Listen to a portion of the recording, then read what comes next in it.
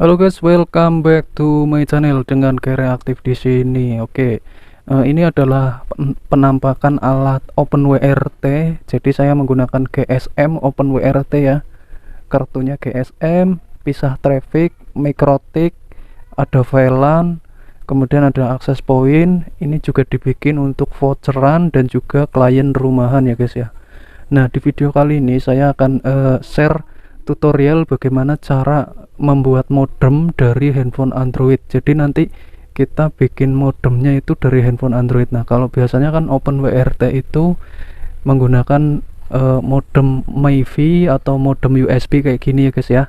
Nah, di video kali ini saya akan share ke kalian caranya gimana sih setting HP Android supaya otomatis kalau misalnya dikoneksiin pakai kabel USB kayak gini langsung dia itu jadi modem tanpa kita perlu men-setting lagi kayak gitu ya. Nah oke, jadi jangan berlama-lama. Sebelum lanjut ke video, buat kalian yang belum subscribe, dibantu dulu subscribe-nya, jangan lupa aktifkan tombol loncengnya guys.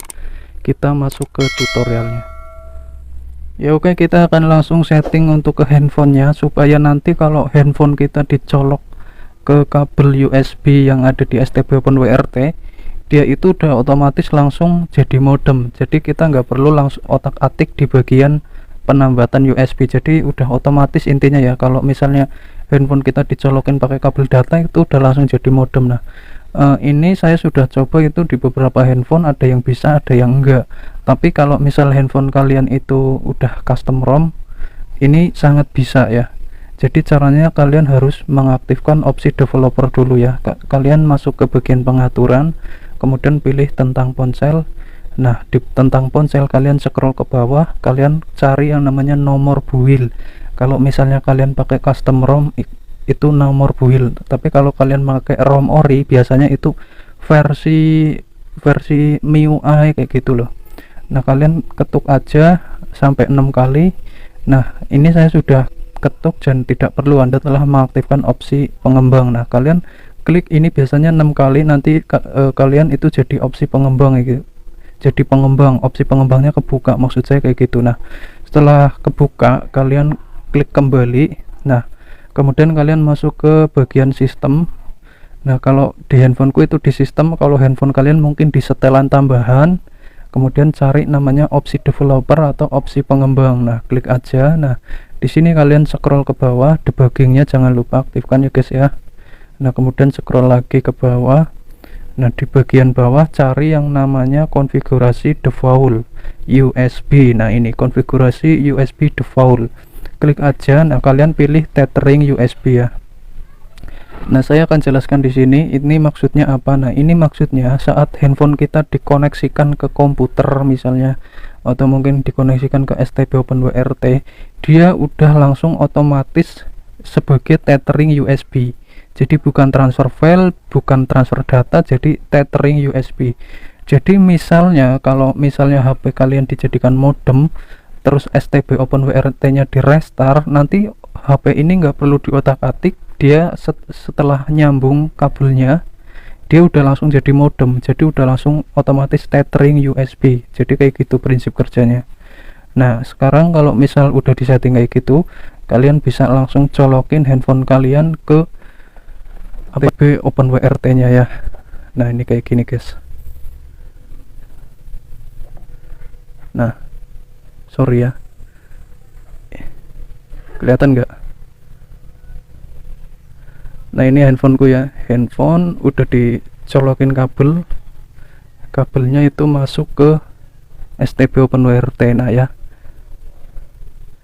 nah untuk hasilnya kayak gini guys. Kita masuk ke bagian admin STB OpenWRT nya. Nah, kalian masuk ke bagian ini, interface.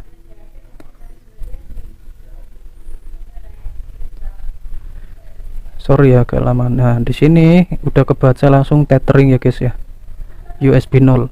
Nah, jadi misalnya STB kalian itu di restart, nanti handphonenya otomatis kan terputus koneksinya, soalnya kan STB nya di restart. Nah, nanti kalau STB nya udah nyala kembali, otomatis handphonenya akan langsung mendetek ada kabel masuk, kemudian bakal langsung defaultnya itu tethering USB.